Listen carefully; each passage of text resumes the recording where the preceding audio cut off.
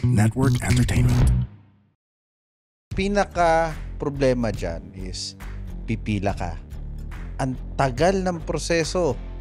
Siyempre sinasadya nila. Siyempre. That's what I'm gonna say. Kailangan komplikado ang proseso, sayang oras mo para magbayad ka na lang. Tapos, yung mga tao sa opisina, naninigaw. So, masungit. siyempre, ayaw mo nun, laging masungit. Oo. Siyempre, hindi naman lahat. I mean, may mga branch na maayos. May mga branch na maayos. May mga kaibigan din tayo sa taga-gobyerno, sa LTO, sa DOTR.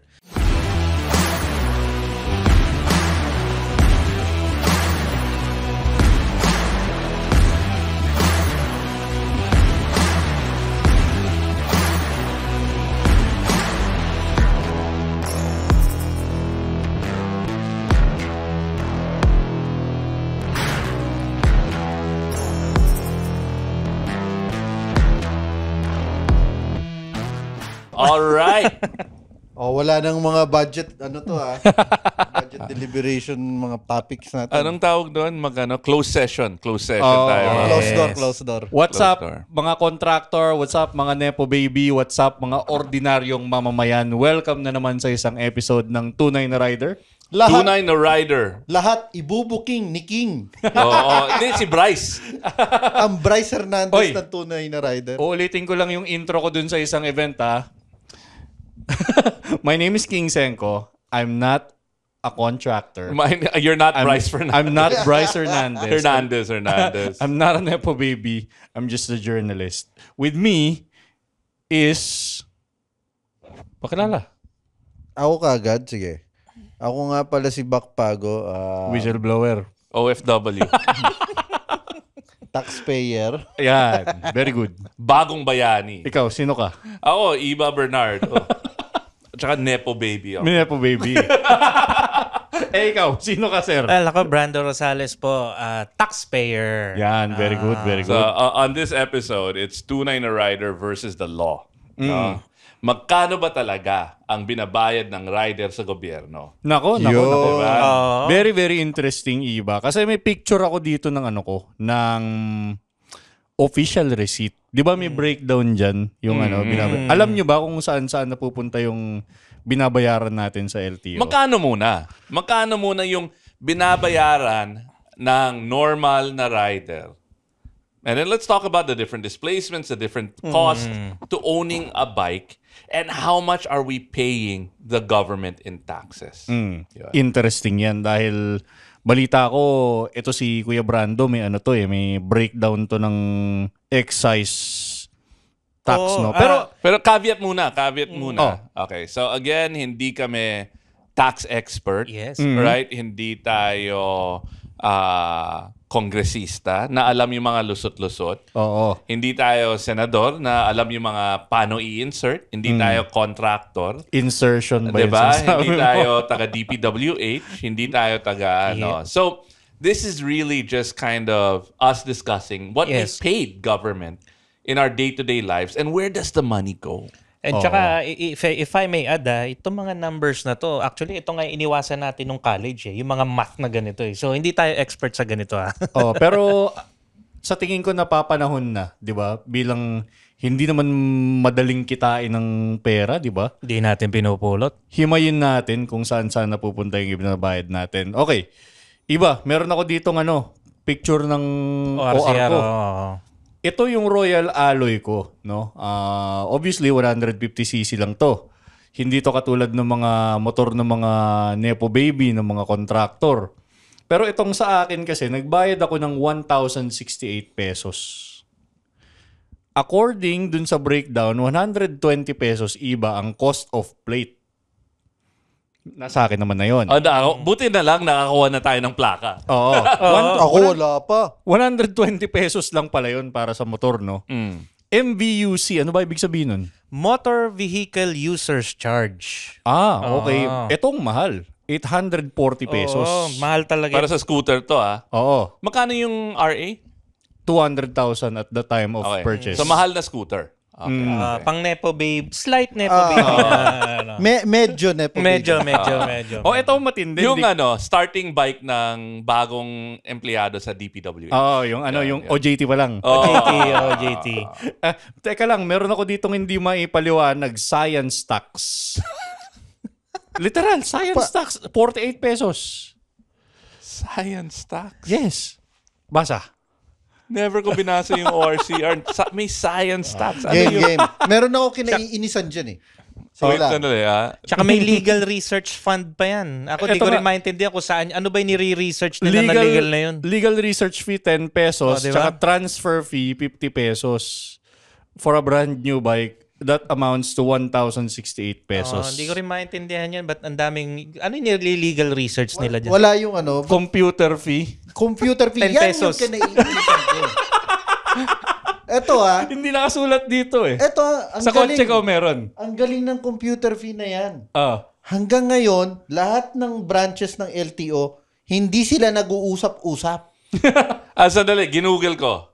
Chinat GPT ko.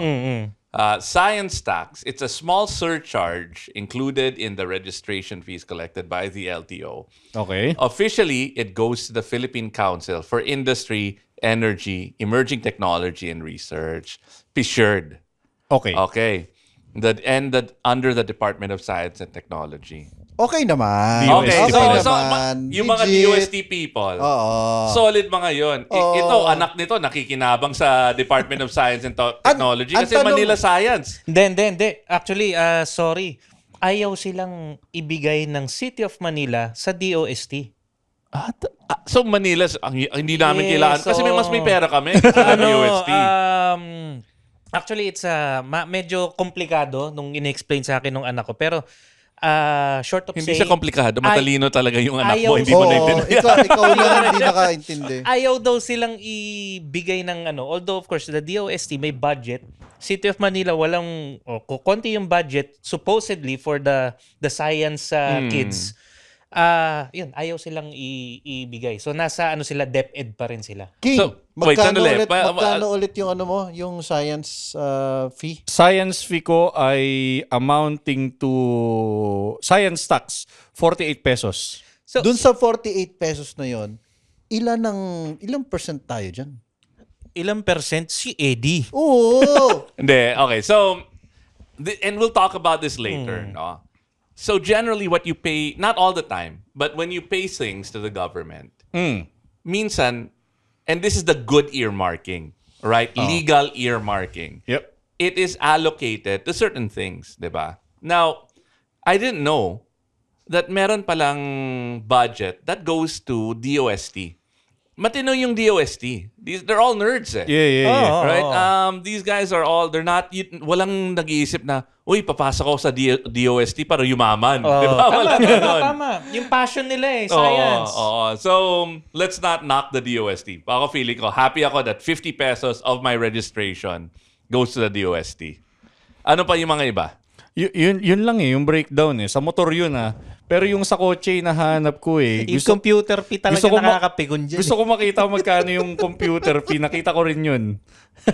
Computer fee, hindi marunong gumamit ng computer. Yun nga yung legal research fund. Para sa, ano ba yung legal research ng May tanong ako, baka alam nyo to kasi outdated na yung yung alam kong numbers 2023 pa yun Nasa ilan ang motorsiklo ba na registered sa LTO as of 2025?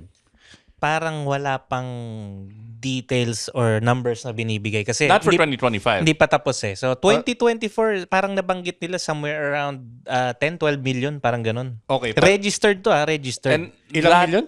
10-12, mga ganun. alam ko yung mga umabot ng mga 14 14. Okay. Teka lang Let's do some math. Yung legal research fee, 10 pesos yun. So kung meron tayong 14 million riders, Meron times 10, 140 million. 140 million agad yun. Tapos i-plus pa natin yung computer fee back, na palagay ko 100 something pesos yun. Again, don't quote us. Hindi ko alam Hindi ko mahanap yung papeles ng Pajero. Kung may gusto kayong i-quote si Brando, i-quote niya. O sige, maging conservative tayo. 70 pesos yung legal research fee. meron 700 million. Di ba? Times 140. Hindi, teka, 14 million. motor pa lang yun. Oo. No. It's not motor pa lang, ha? Kasama If na you yung look ano. at if you look at the total number of registered vehicles in the Philippines, over 60% of registered vehicles are motorcycles. Motorcycle, oh. And that's what pisses me off, ha? 60% of all motor vehicles that are registered are motorcycles. Pero second-class citizen tayo. Oo, ang policy making against sa motor. Oo. Hanggat maaari, bawal ang motor. So we are the largest contributor in registration fees and ano pa yung mga ibang binabayaran ito, natin. Kung halimbawa kagaya nito, actually ako sinulat ko to eh. For 2025, Vigor LTO Assistant Secretary Vigor Mendoza, ang target income ng LTO for this year is 34 billion. So kung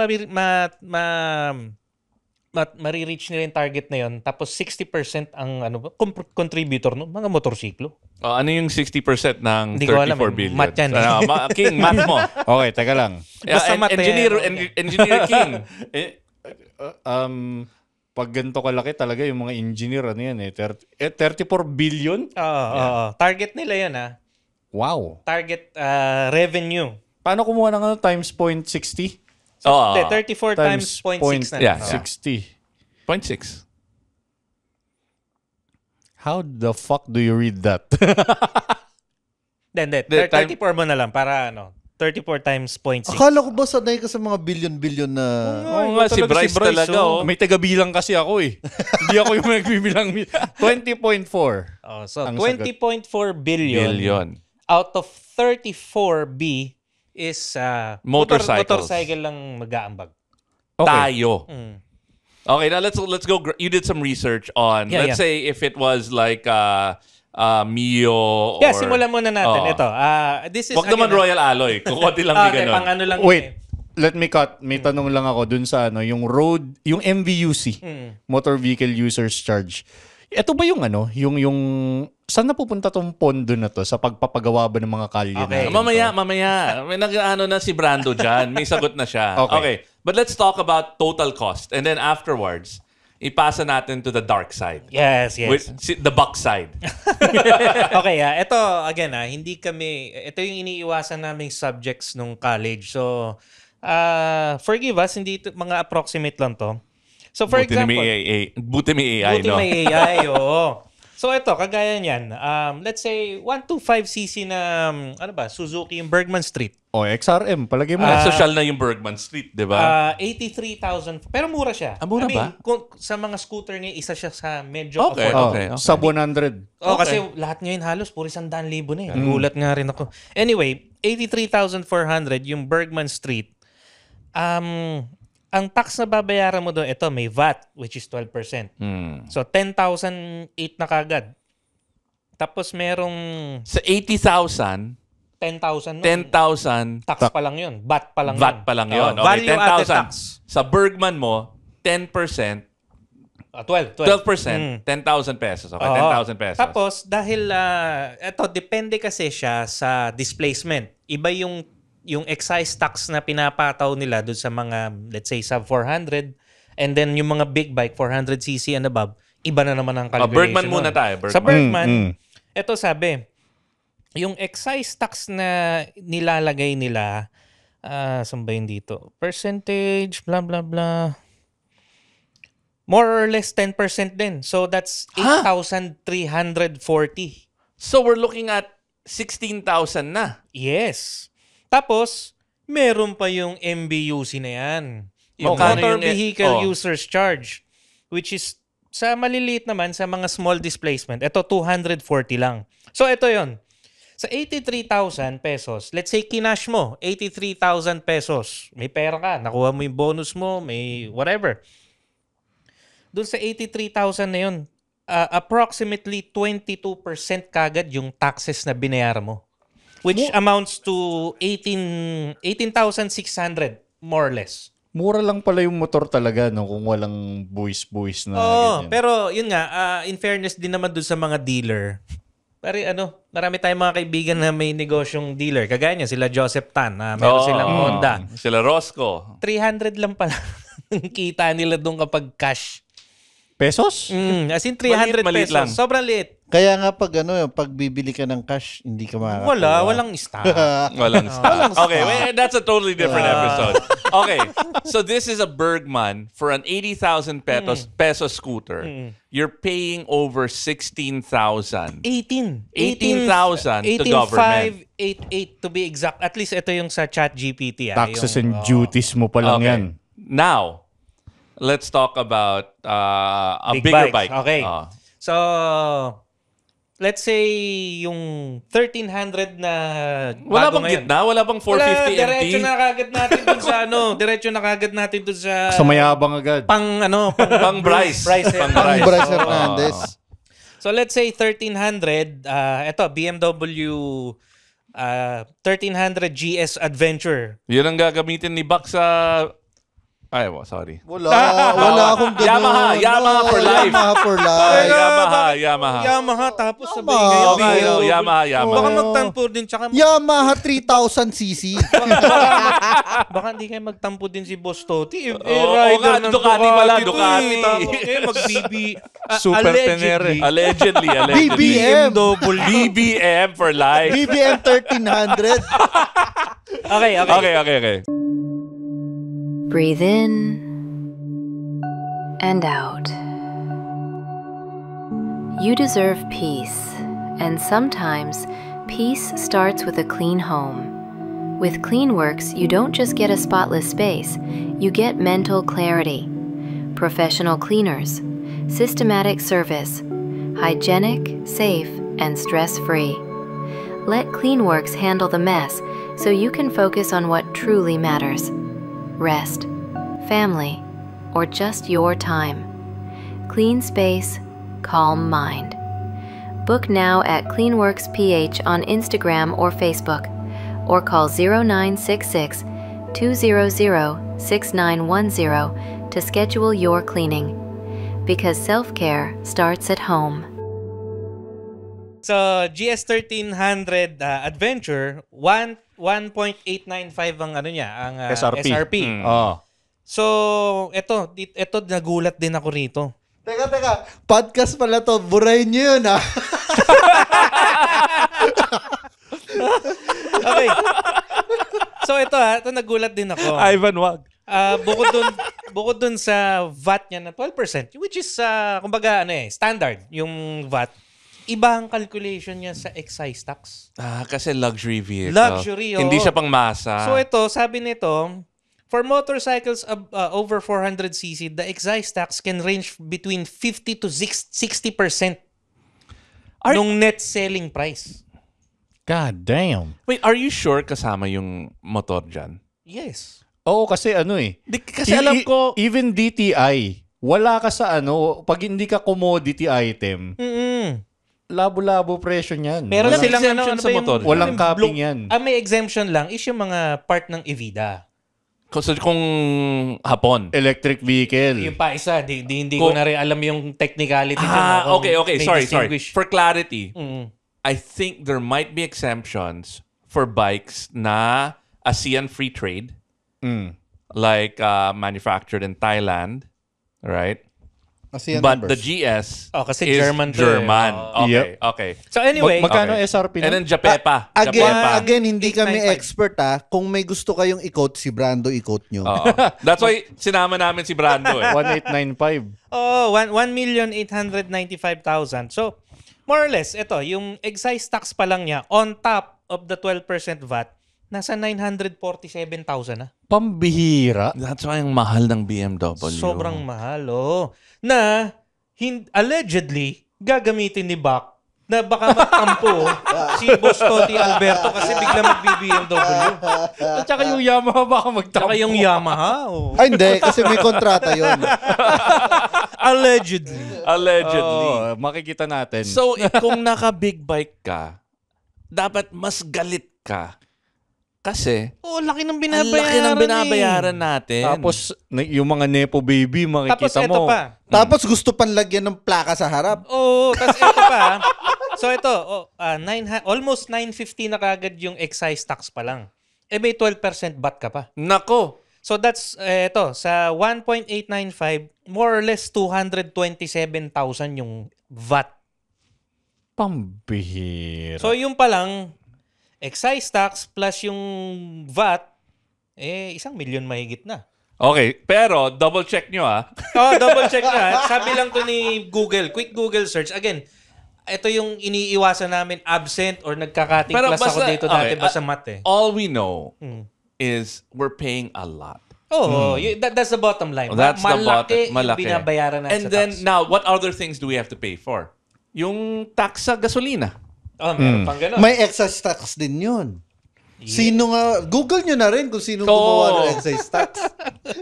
Okay. Now, And then, we have insurance pa. at TPL. Oh, 600 ito, malaking pesos yun. usapan to. Yung TPL na yan. Sino-sino ba yung mga dyan? Yung Insurance mga provider. Insurance provider na yan. Na hindi mo mahagilap kapag na-aksidente ka. Hindi ka Claim ng mga Actually, kailangan. bago ka pala mag-claim nito, correct me if I'm wrong, kailangan pala to mag-aabono ka muna. Kasi naman. parang i-reimburse lang sa'yo. Tapos may cap pa to na Maliit lang kung yung cap, mag-reply sa'yo. hanggang 100,000 lang pag nakamotor ka. Regardless kung big bike or small displacement, ang cap yung Third party liability is 100,000 lang.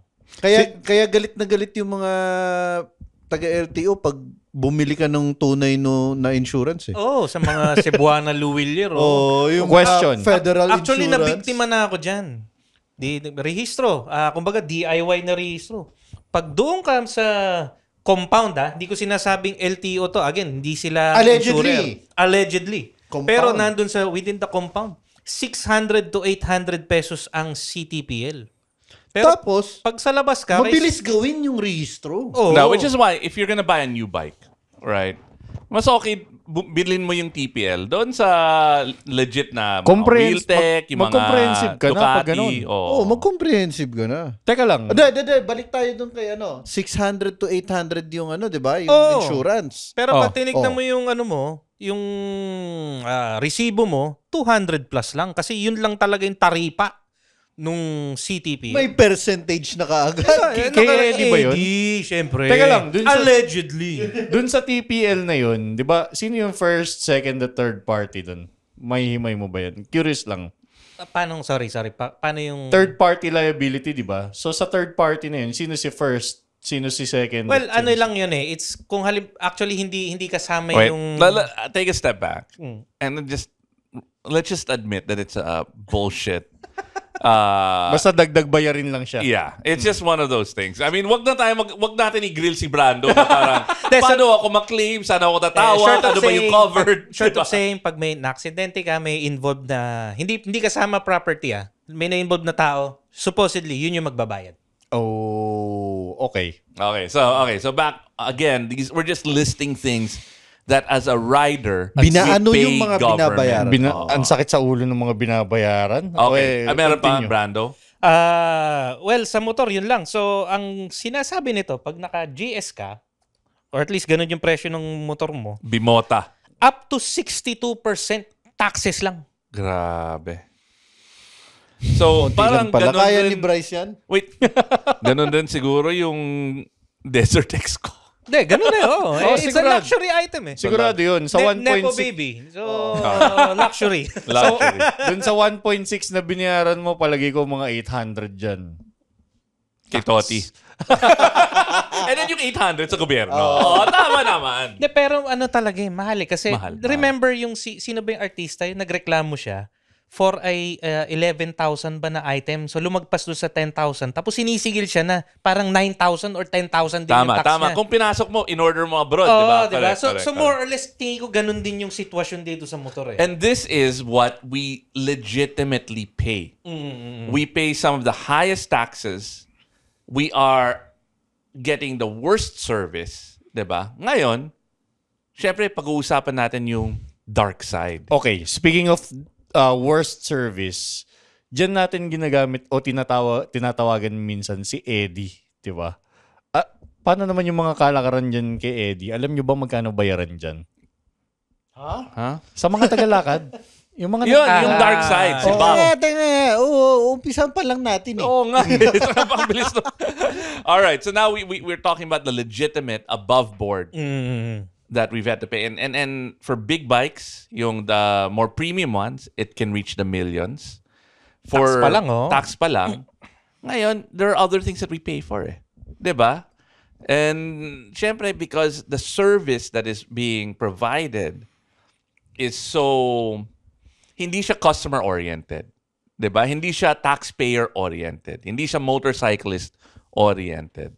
So syempre, allegedly, there are people that can make it easier.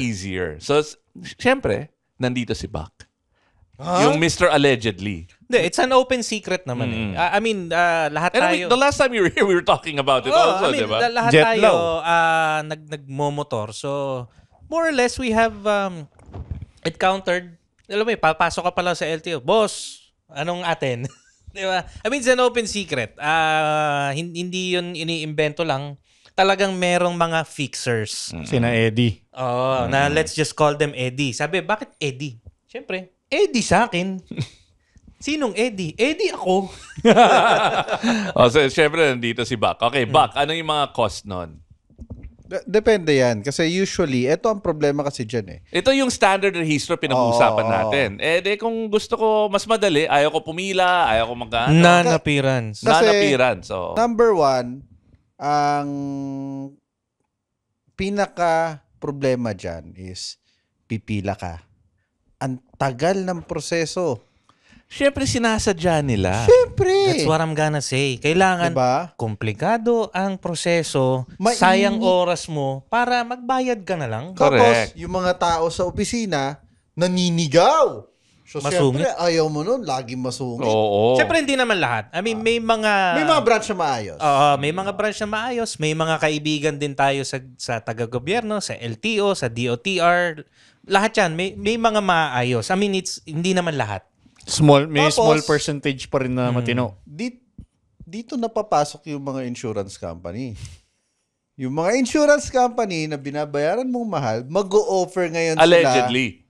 sila ng non-appearance. Boss, gusto mo ba, deliver na lang namin sa'yo yung rehistro mo. Gusto mo, palalamubog lang. Oo. Ito number ko. Sounds sounds enticing. Oo. Kasi, ba't ka nga naman pipila dun sa loob? Ang sayang init-init, talaga araw mo baho, tapos ang iinit pa ng ulo ng mga tao ron. I mean, let's say, example, si Buck. Daming racket niyan. Pa-ride. Sponsored rider. Kunwari, si Bryce. Si Bryce. Si Bryce. Tago natin sa pangalan Bryce. Siyempre, ang daming gagawin yan sa buhay niya. Daming mga meetings. Yung mga ocular inspection. Pipila ka pa Ang ba dami doon? niyang hosting gigs. Hindi ako pipila.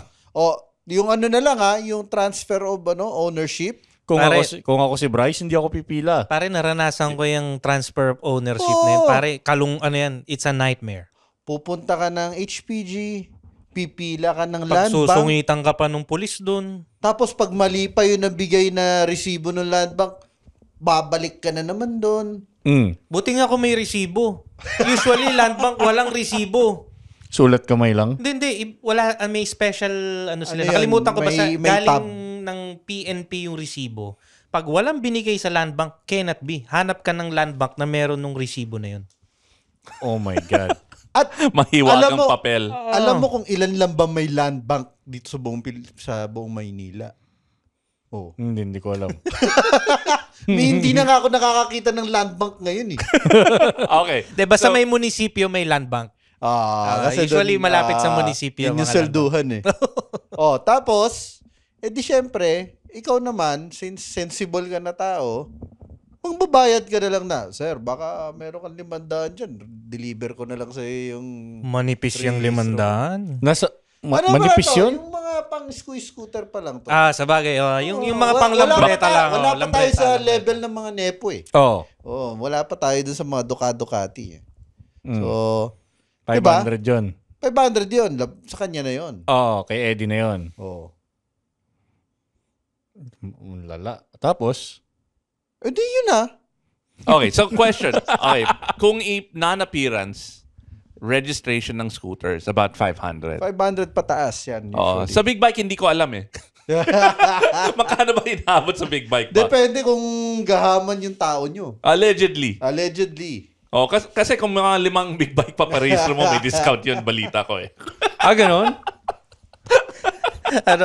Narinig ko lang. Ito si Brando, marami to. Ano tawag dito? Group meal. Parang group buy. Buy 4, get 1 free. So magkano kung big bike allegedly? Well, pag non-appearance. Siguro mas mahal. Although hindi ko pa na-experience. Mga 1 plus yata. Siguro mas 1,000. Pero balik tayo dun sa hindi naman kasi byproduct na lang yan ng byproduct na lang yan ng corruption dun sa mismo. I'll give you a good example. No? If you go to like mga Star City, may special pass yun eh. Diba? And it's above board. Na hindi ka pipila. Gagastos ka lang. Ganun rin sa Disneyland. Kung mas mahalaga yung oras mo, willing kang gumastos. Pay premium. And parang pay premium. And it's above board. Pero ang it's legal. Difference kasi dyan, yung state natin, obligado silang bigyan tayo ng maayos na serbisyo. Para hindi tayo mag-resort sa ganong klaseng option. Now, for me, the reality is, and this is a totally different discussion, if you're applying for a visa, for example, or getting a passport, may option na rush. Meron talagang ganun. May ganun talaga eh. And you pay a lot more if you're getting your birth certificate. Diba? Sa PSA. Isa pa yung birth certificate. Pwede ka pumunta doon. But you can apply online, pay with GCash, it will be delivered. It's more expensive, but na provide yung service. Kasi okay ka naman gumastos eh. Ng extra. Now, sa akin, it should be the same thing. No. Eto kasi ang problema dyan. Kapag in-implement mo yan sa mga opisina, ayaw nila yan. Siyempre, that's what I'm saying. Na parang, alam natin ayaw nila. But, because we know it happens, we know there's demand, we know allegedly people who do it in this room. In today's connected world, the future of marketing is personal. DMAP's Digicon 2025, The Age of I, The Power of Personalization, is the Philippines' biggest digital marketing event, now on its 10th year. Happening October 16th to 17th at the Marriott Hotel Manila, discover how AI, data, and emerging technologies are transforming the way brands connect, engage, and grow. Explore 5 powerful tracks. Impact for brand building with tech and creativity. Innovation for AI and emerging technologies. Immersive for digital commerce and retail. Intelligence for data and analytics. Interactive for business transformation for the digital world. Tickets are selling out fast. Register today at digicon.com.ph. DMAP's Digicon 2025, The Age of I. Personalization at scale. Powered by tech. For more information and tickets, visit digicon.com.ph. Bakit nilang hindi illegitimize? Illegitimize na para mawawala yung corruption. Kasi willing naman tayo gumastos para hindi maabala eh. Pero hindi nila talaga yan i-legitimize kasi nga kapag nilegitimate mo yan, papasok yan sa kaban ng bayan, hindi na sa bulsa nila. And that's the other problem. Okay, now let's talk about all of the money that we pay as riders and where it goes. Yun, Brando. Okay. So, yung back to your question kanina, ano ba yung MVUC? Buti nandito lang si Brando para wala tayong sabit. No? Basta pag may i-quote kayo, si Brando. Merong may resource subject person. matter expert. Thank you, ChatGPT. Napakadali na lang mag-research. Nung time namin dati, library. Pumunta ka sa library, magkano ka ng mga card. Yung index card, dapat alam mo gamitin yun. Pero ChatGPT, yung Dewey Decimal System. Pero yung ChatGPT, in a way, ganun din. Mas mabilis lang siya mag-research. No, but you gotta, you have to double check. Yes. You have to verify and validate. Anyway, going back, yung MVUC, which is the Motor Vehicle Users Charge, Simply put, ito actually ako nagsulat nito. Isa, one of my articles sa Moto Pinas. Yun nga, yung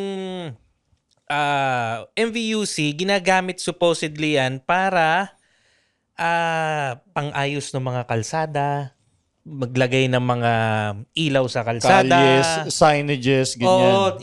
It's basically to keep our roads na maayos. Ito na yung tahi. 'Di ba? Ito na yung tahi sa issue ngayon ng bayan. Nax. At yung tahi is kasama sa road board, sakop dati ng binabayaran natin sa gobyerno as a rider, as a driver, yung flood control. Actually, totoo. Up until 2019. 2019.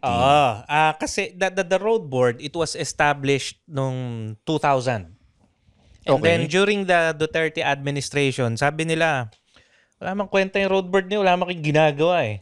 You know why they abolished the road board? Bakit? Kasi hindi nila nauubos yung pondo. Ganon? Okay, so there are two things. If I give you a budget, if you're in a corporation or in a government, I say, Buck, ito yung budget mo para magtayo ng hotdog stands. Ito 100 pesos. And you have 1 year to spend that 100 pesos. And you only spent 50 pesos. Hindi efficient yung use ng pera. Right?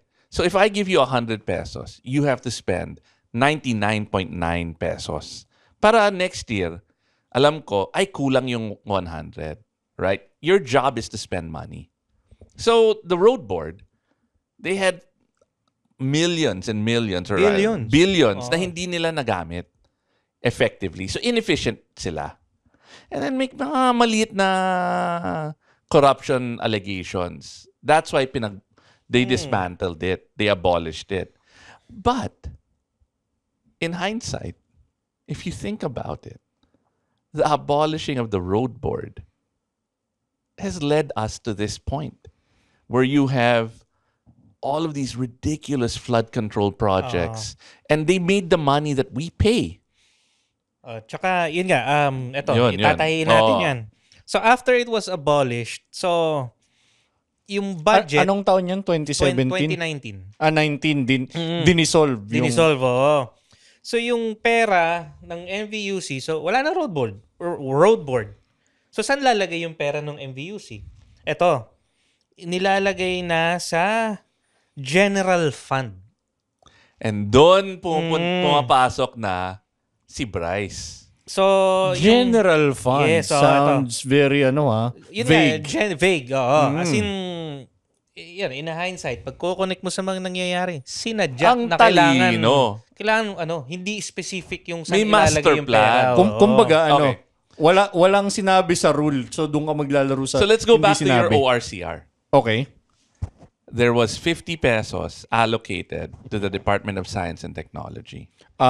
Yes, 50 pesos. And then... No. That's 48 pesos. 48 pesos. And then there was 1,000 to the MVUC. MVUC is 840 out of the 1,068. Okay, so that 840, dati, dapat sa kalsada, dapat sa ilaw, dapat sa flood control. Well, ito dagdugtong ko lang doon. So, nasa general fund siya under National Treasury. So now, ang may access is the DPWH and DOTR. So nawala ng oversight. Anyway, so okay, so now yan ang bottom line ng show natin. Dati, a large chunk of what we pay as motorcycle owners actually went to road maintenance, went to and that road board was arguably inefficient, but you could have improved it. Bakit bakit siya inefficient? So, may problema. Kailangan ayusin. Hindi wag mo i-abolish. Oh. And then, akin na yung pondo. And then what's happening now in the government, pati yung pondo para sa health. Diba? Pinasok sa general budget. Ito nasa step 1 pa nga lang tayo ngayon, DPWH yung ini-scrutiny. Pero di ba, last election, biglang nagkaroon ng ayuda fund na insertion dun sa di ba? Which is billions and billions of billions. Tapos may pa, yung sa mga DepEd pa, di ba? May mga ganyan pa.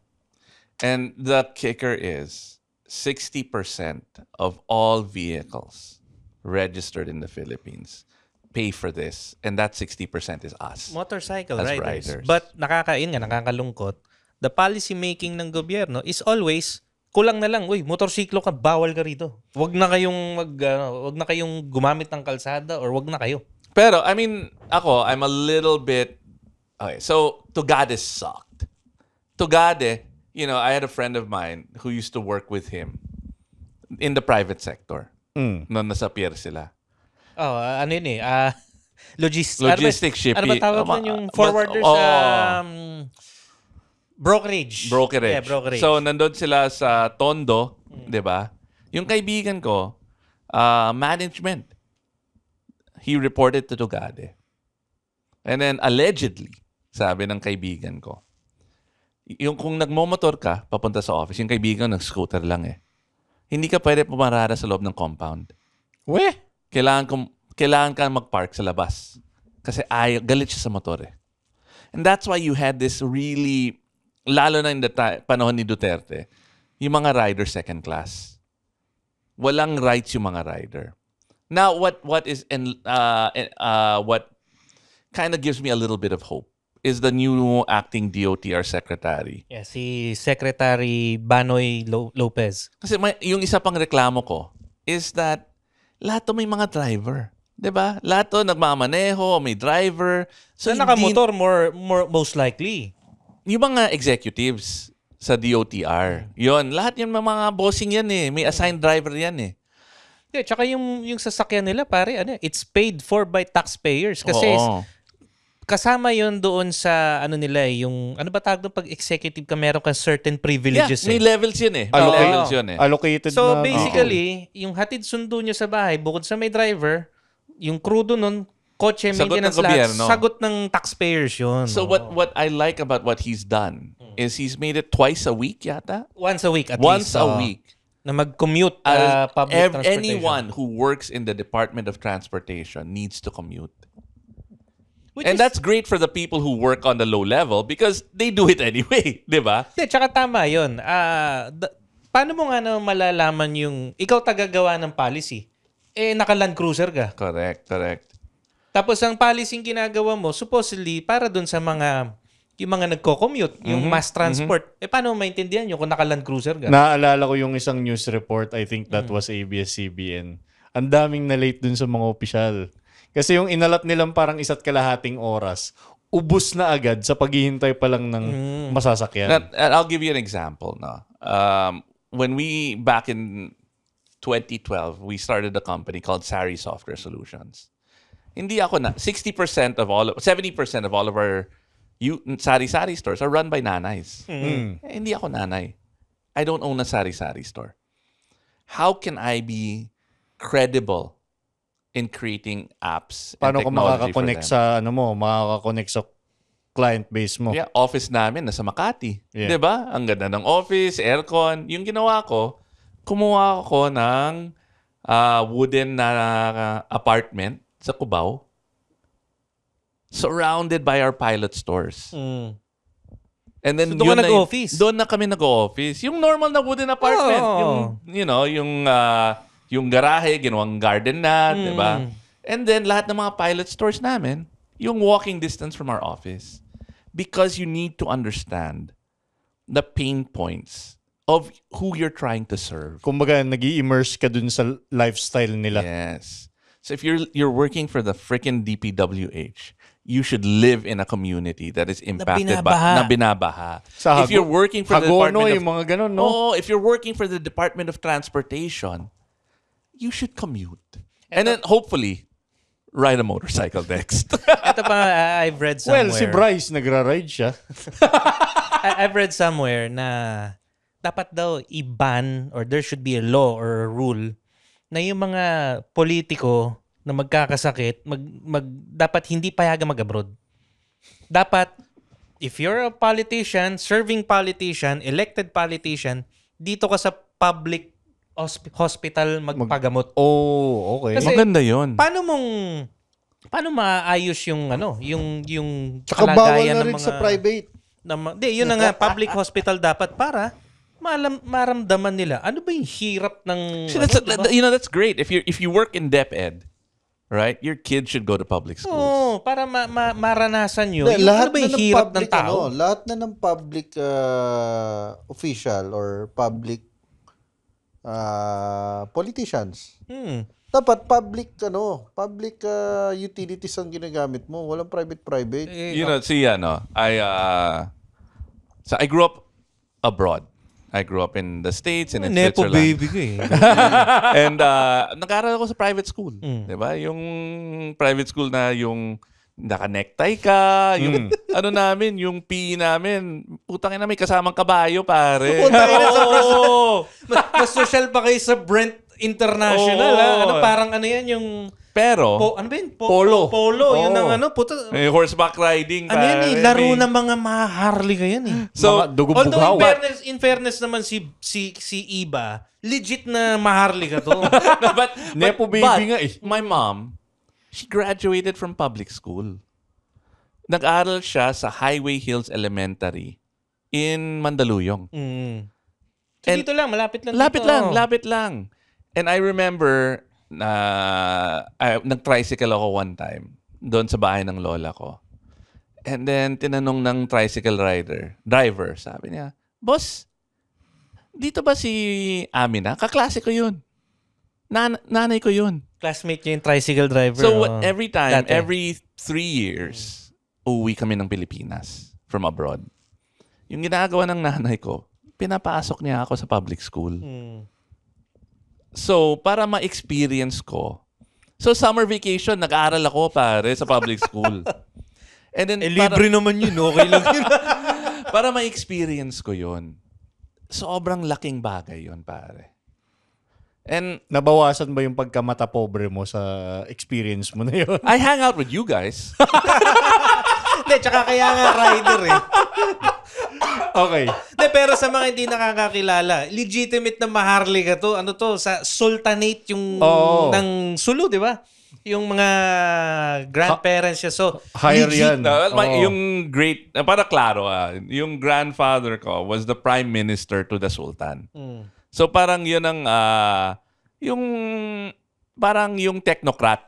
Diba? Yung parang bureaucrat ng Sultan. At Siya yung saka- parang hand of the king. At saka Parang ganon. at saka si Iba yung lola nito, si late Senator Santa Nina Rasul, yung kauna-unahang babaeng senadora. Na Muslim. Oo. And she was a public school teacher in Tawi-Tawi. Doon siya nag-umpisa. So talaga education. Anyway, that way we're Basta Nepo baby siya.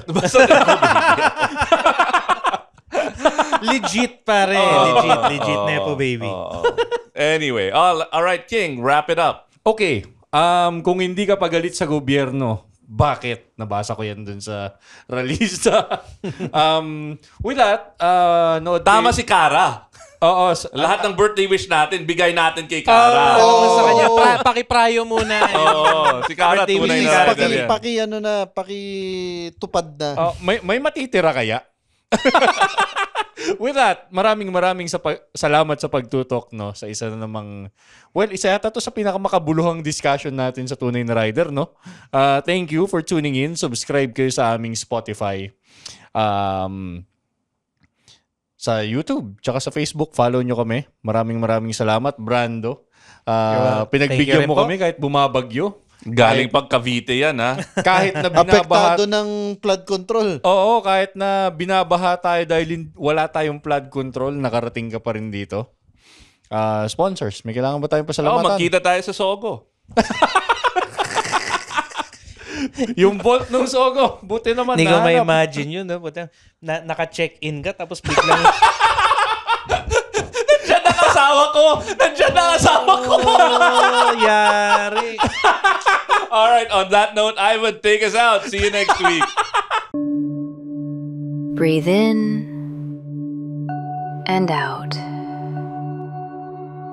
You deserve peace, and sometimes peace starts with a clean home. With CleanWorks, you don't just get a spotless space, you get mental clarity, professional cleaners, systematic service, hygienic, safe, and stress-free. Let CleanWorks handle the mess so you can focus on what truly matters: rest, family, or just your time. Clean space, calm mind. Book now at CleanWorks PH on Instagram or Facebook, or call 0966 200 6910 to schedule your cleaning. Because self-care starts at home. The opinions of podcast creators, hosts, and guests are not necessarily reflective of the official stance of the Pod Network Entertainment, its hosts, or other network programs. The content created by the people behind the podcast is personal and not meant to harm any religion, ethnicity, group, organization, company, or individual.